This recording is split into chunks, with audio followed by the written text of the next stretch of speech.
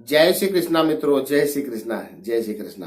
मित्रों, गीता अध्याय 8 अक्षर ब्रह्म योग के अंत में भगवान श्री कृष्ण ने अर्जुन को बताया था कि हे अर्जुन, जो व्यक्ति भक्ति मार्ग स्वीकार करता है वह देवाध्ययन, तपस्या, दान, दार्शनिक तथा सकाम कर्म करने से प्राप्त होने वाले फलों से वंचित नहीं होता। वह मात्र भक्ति संपन्न करके इन समस्त फलों की प्राप्ति करता है और अंत में परम नित्य धाम को प्राप्त होता है। इससे आगे गीता अध्याय 9 राजगुह योग में श्री कृष्ण अर्जुन से क्या कहते हैं, आइए जानते हैं इस वीडियो के माध्यम से। तो आइए अब शुरू करते हैं। दोस्तों, गीता अध्याय 9 को राजगुह योग के नाम से जाना जाता है। यह आध्यात्म विद्या रागी है जो सबसे श्रेष्ठ माना जाता है। इसमें यह बताया गया है कि कैसे मन की दिव्य शक्तिमयों को ब्रह्ममय बनाया जाए और यही युक्ति राज विद्या होती है। इसमें ब्रह्म तत्व का निरूपण ही मुख्य है, जिससे व्यक्ति जगत का बारंबार निर्माण होता है। भगवान श्री कृष्ण बताते हैं कि वेद का समस्त कर्मकांड, यज्ञ, अमृत और मृत्यु, संत और असंत, सभी देवी और देवता आदि सबका पर्यवसान ब्रह्म में है। श्री कृष्ण यह भी बताते हैं कि हे अर्जुन, इस जगत में जो भिन्न भिन्न प्रकार की देव पूजन प्रक्रिया प्रचलन में है वो सब अपनी अपनी जगह ठीक ही है। समन्वय की यह दृष्टि भागवत आचार्यों को मान्य थी। वस्तुतः यह उनकी बड़ी शक्ति थी। हालांकि इस दृष्टिकोण के बारे में गीता के 10वें अध्याय विभूति योग में बताया गया है कि फिलहाल अभी हम यह जानेंगे कि आखिर भगवान श्री कृष्ण अर्जुन को इस अध्याय में और क्या बताने जा रहे हैं।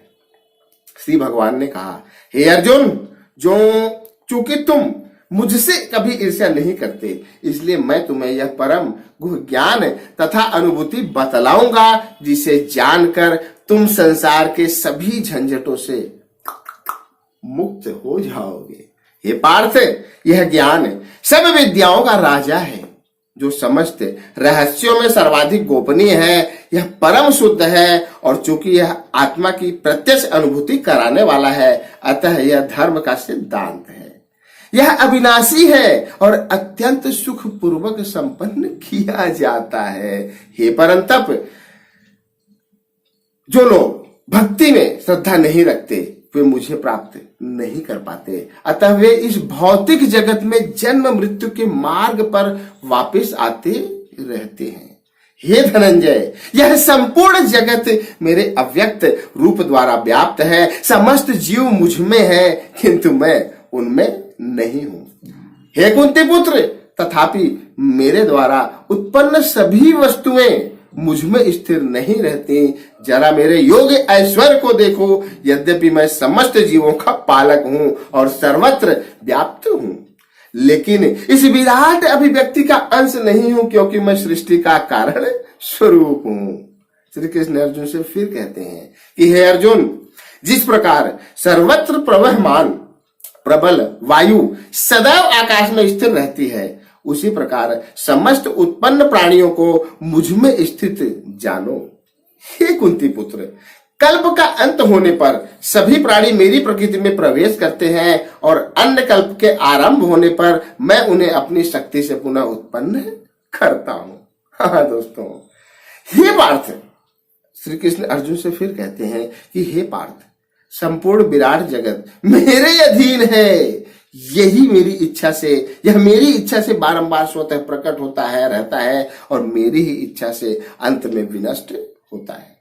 हे धनंजय, ये सारे कर्म मुझे नहीं बांध पाते हैं। मैं उदासीन की भांति इन सारे भौतिक कर्मों से सदैव विरक्त रहता हूं।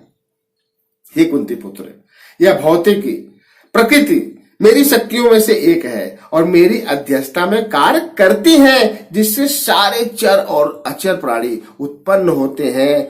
इसके शासन में यह जगत बारंबार सृजित और विनष्ट होता रहता है। हे अर्जुन, जब मैं मनुष्य में अवतरित होता हूं तो मूर्ख मेरा उपहास करते हैं। वे मुझ परमेश्वर के दिव्य स्वभाव को नहीं जानते। हे पार्थ, जो लोग इस प्रकार मोहग्रस्त होते हैं वे आसुरी तथा नास्तिक विचारों के प्रति आकृष्ट रहते हैं। इस मोहग्रस्त अवस्था में उनकी मुक्ति आशा, उनके सकाम कर्म तथा ज्ञान का अनुशीलन सभी निष्फल हो जाते हैं। हे अर्जुन, मोह मुक्त महात्मा जन दैवी प्रकृति के संरक्षण में रहते हैं। वे पूर्णतः भक्ति में निमग्न रहते हैं क्योंकि वे मुझे आदि तथा अविनाशी भगवान रूप में जानते हैं। हे पार्थ, ये महात्मा मेरी महिमा का नित्य कीर्तन करते हुए तो थोड़ा गला खराब है, दृढ़ संकल्प के साथ प्रयास करते हुए, मुझे नमस्कार करते हुए भक्ति भाव से निरंतर मेरी पूजा करते हैं। हे अर्जुन, अन्य लोग जो ज्ञान के अनुशीलन द्वारा यज्ञ में लगे रहते हैं वे भगवान की पूजा उनके अदृश्य रूप में, विविध रूपों में तथा विश्व रूप में करते हैं। हे धनंजय, किंतु मैं कर्मकांड में ही यज्ञ, पितरों को दिया जाने वाला तर्पण, औषधि, दिव्य ध्वनि, मंत्र, घी, अग्नि तथा आहुति हूं। हे पृथापुत्र, मैं इस ब्रह्मांड का पिता, माता, आश्रय तथा पितामह हूं। मैं ज्ञेय, शुद्धिकर्ता तथा ओंकार हूं। मैं ऋग्वेद, सामवेद तथा यजुर्वेद भी हूं। हे अर्जुन, मैं ही लक्ष्य हूं, मैं ही पालन करता हूं। स्वामी, साक्षी, धाम, शरणस्थली तथा अत्यंत प्रिय मित्र भी मैं ही हूं। मैं ही सृष्टि तथा प्रलय सबका आधार हूं। आश्रय तथा अविनाशी बीज भी मैं हूं। श्री कृष्ण यहां अर्जुन को अपने बारे में बताते हैं कि मैं क्या क्या हूं। और आगे फिर क्या कहते हैं कि हे अर्जुन, मैं ही ताप प्रदान करता हूं और वर्षा को रोकता तथा लाता हूं। मैं अमरत्व हूं और साक्षात मृत्यु भी हूं। आत्मा तथा पदार्थ दोनों मुझ में ही तो है। हे पार्थ, जो वेदों का अध्ययन करके तथा सोम रस का पान करते हैं वे स्वर्ग प्राप्ति का गवेषणा करते हुए अप्रत्यक्ष रूप से मेरी पूजा करते हैं। वे पाप कर्मों से शुद्ध होकर इंद्र के पवित्र स्वर्गिक धाम में जन्म लेते हैं जहां वे देवताओं जैसा आनंद भोगते हैं। हे धनंजय, इस प्रकार जब वे उपासक विस्तृत स्वर्गिक इंद्रिय सुख को भोग लेते हैं और उनके पूर्ण कर्मों के फल क्षीण हो जाते हैं तो वे इस मृत्यु लोक में पुनः लौट आते हैं। इस प्रकार जो तीनों वेदों के सिद्धांतों में ढील रहकर इंद्रिय सुख की गवेषणा करते हैं उन्हें जन्म मृत्यु का चक्र ही मिल पाता है। हे पार्थ, किंतु जो लोग अनन्य भाव से मेरी दिव्य शरीर का ध्यान करते हुए निरंतर मेरी पूजा करते हैं, उनकी जो आवश्यकताएं होती है उन्हें मैं पूरा करता हूं और जो कुछ उनके पास है उनकी रक्षा करता हूं। हे कुंती पुत्र, जो लोग अन्य देवताओं के भक्त हैं और उनकी श्रद्धा पूर्वक पूजा करते हैं, वास्तव में वे भी मेरी ही पूजा करते हैं, किंतु वे यह त्रुटिपूर्ण ढंग से करते हैं। हे अर्जुन, मैं ही समस्त यज्ञों का एकमात्र भोक्ता तथा स्वामी हूं। अतः जो लोग मेरे वास्तविक दिव्य स्वभाव को नहीं पहचान पाते वे नीचे गिर जाते हैं। हे अर्जुन, जो देवताओं की पूजा करते हैं वे देवताओं के बीच जन्म लेंगे। जो पितरों को पूजते हैं वे पितरों के पास जाते हैं और जो भूत प्रेतों की उपासना करते हैं वे उन्हीं के बीच जन्म लेते हैं और जो मेरी पूजा करते हैं वे मेरे साथ निवास करते हैं। हे पार्थ, यदि कोई प्रेम तथा भक्ति के साथ मुझे पत्र, पुष्प, फल तथा जल प्रदान करता है तो मैं उसे स्वीकार करता हूं। हे कुंती पुत्र, तुम जो कुछ करते हो, जो कुछ खाते हो, जो कुछ अर्पित करते हो या दान देते हो और जो भी तपस्या करते हो उसे मुझे अर्पित करते हुए करो। हे धनंजय, इस तरह तुम कर्म के बंधन तथा इसके शुभाशुभ फलों से मुक्त हो सकोगे। इस संन्यास योग में अपने चित्त को स्थिर करके तुम मुक्त होकर मेरे पास आ जाओ।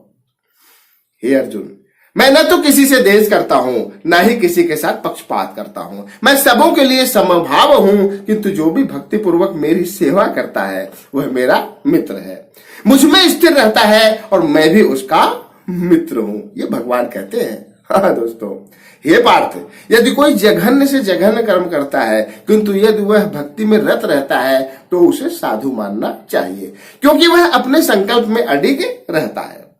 हे अर्जुन, ऐसा व्यक्ति तुरंत धर्मात्मा बन जाता है और अस्थायी शांति को प्राप्त होता है। हे कुंती पुत्र, निडर होकर घोषणा कर दो कि मेरे भक्त का कभी विनाश नहीं हो सकता। भगवान क्या कहते हैं कि हे कुंती पुत्र, निडर होकर तुम यह घोषणा कर दो कि मेरे भक्त का कभी विनाश नहीं होता है। हे पार्थ, जो लोग मेरी शरण ग्रहण करते हैं वे भले ही निम्न जन्मा स्त्री, वैश्य, व्यापारी तथा शूद्र क्यों न हो, वे परम धाम को प्राप्त करते हैं। हे अर्जुन, फिर धर्मात्मा, ब्राह्मणों, भक्तों तथा राजर्षियों के लिए तो कहना ही क्या है। अतः इस क्षणिक दुखमय संसार में आ जाने पर मेरी प्रेमा भक्ति में अपने आप को लगाओ। इसलिए हे अर्जुन, अपने मन को मेरे नित्य चिंतन में लगाओ, मेरे भक्त बनो, मुझे नमस्कार करो और मेरी ही पूजा करो। इस प्रकार मुझ में पूर्णतया तल्लीन होने पर तुम निश्चित रूप से मुझको प्राप्त होगे। दोस्तों, आशा करता हूं यह वीडियो आपके ज्ञान के भंडार को पहले से और बेहतर बनाएगा, साथ ही साथ आपको बुद्धिजीवियों की श्रेणी में लेकर जाएगा। तो आज के लिए सिर्फ इतना ही। अगले वीडियो में हम फिर मिलेंगे गीता अध्याय 10 के साथ। तब तक के लिए जय श्री कृष्णा, जय श्री कृष्णा, जय श्री कृष्ण।